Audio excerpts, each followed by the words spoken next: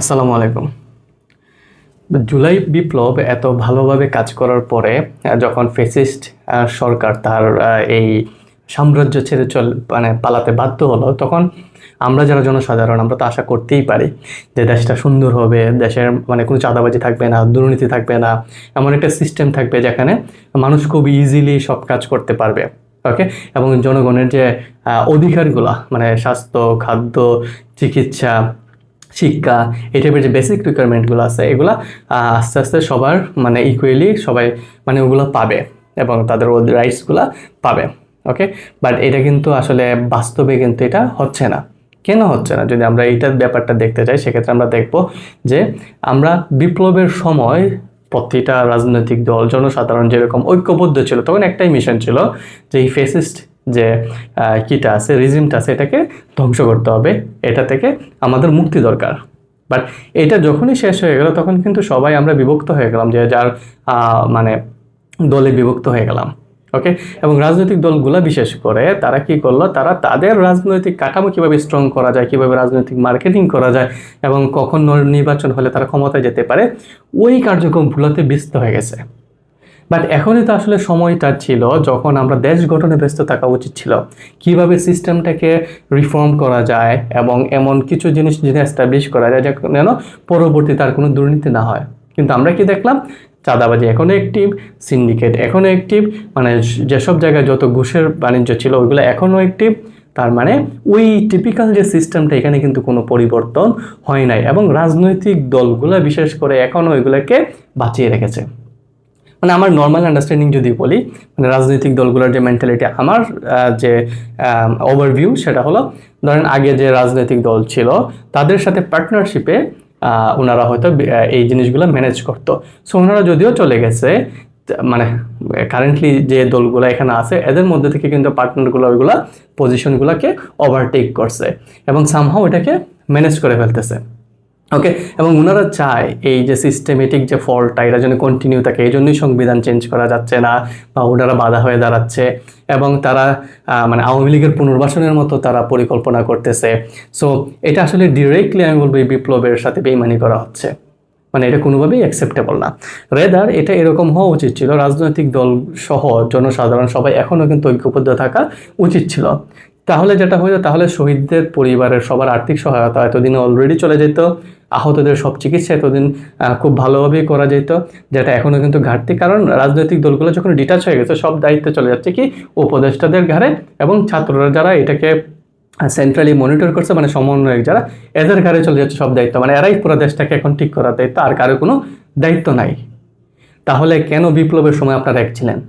এখন কেন আপনারা দেশ গঠনের সময় কেন এক হইতে পারতেছেন না? দেশ গঠন কি শুধু ওনাদেরই দায়িত্ব? এটা হইলে বেনিফিটটা কে কে পাবে? সবাই পাবে, রাইট? নাকি এখন আপনারা এটা মনে করতেছেন যে এখন যদি আমরা ওনাদেরকে হেল্প করি সব ক্রেডিট ওনারা নিয়ে যাবে? আরে দেশ ঠিক হইলে ক্রেডিট কে নিবে না নিবে, সুবিধাভোগী তো সবাই হবে, সুবিধাটা তো সবাই পাবে, তাই না? আর আপনারা যখন এই সিস্টেমটাকে রেখে যাবেন, সিস্টেমটা যদি থেকে যায়, এটার কিন্তু ভুক্তভোগী কিন্তু সবাই হবে, রাইট? সো এই টাইপের সিস্টেমটা যেন না থাকে, এখনও সময় আছে যদি আমরা সবাই এক হইতে পারি এবং আরও কিছুদিন যদি দেশ গঠনের সময় দেওয়া হয়, তারপরে নির্বাচনে যেই আসুক না কেন কারো কোনো মাথা ব্যথা থাকবে না। কারণ সবাই আমরা এশিওর থাকবো যে সিস্টেমটা এমনভাবে ফুল প্রুফ করা হয়েছে, এখানে আর কোনো ফ্যাসিস্ট রেজিম দাঁড় হওয়া সম্ভব না, কোনো দুর্নীতি করা সম্ভব না, কোনো চাঁদাবাজি বা সিন্ডিকেট এখানে আর অবস্থান করতে পারবে না।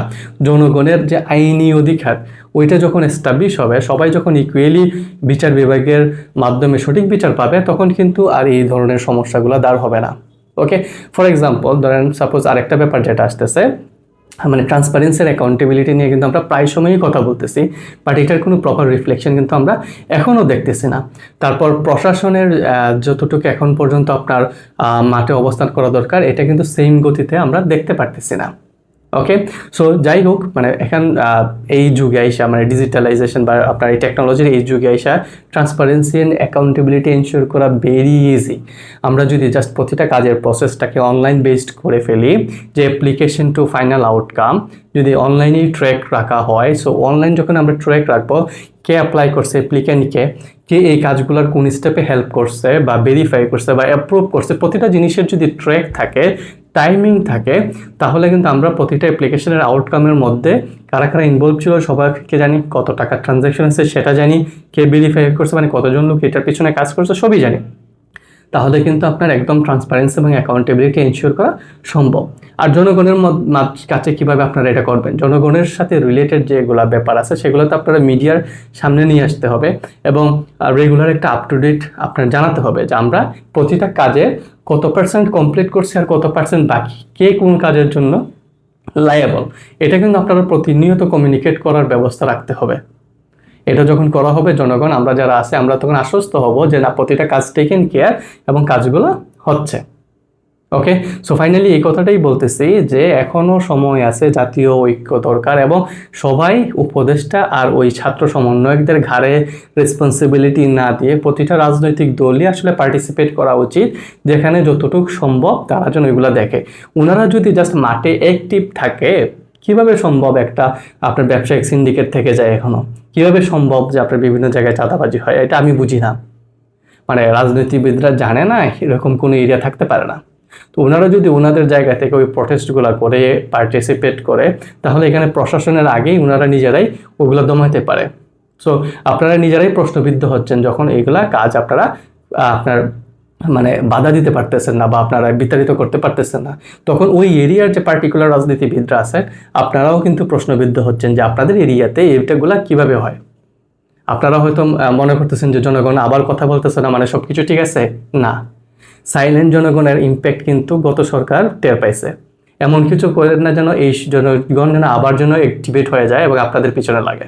ওকে, সো যাই হোক, এত কথা বলার দরকার নাই। যদি সব কিছু ঠিক থাকে, আমরা যদি ঐক্যবদ্ধ থাকি, তাহলে এইসব পয়েন্ট কোনো কিছুই আসবে না এবং দেশ সুন্দর হইলে সবাই এটার সুবিধাটা পাবে ইনশাল্লাহ। ওকে, আল্লাহ হাফেজ।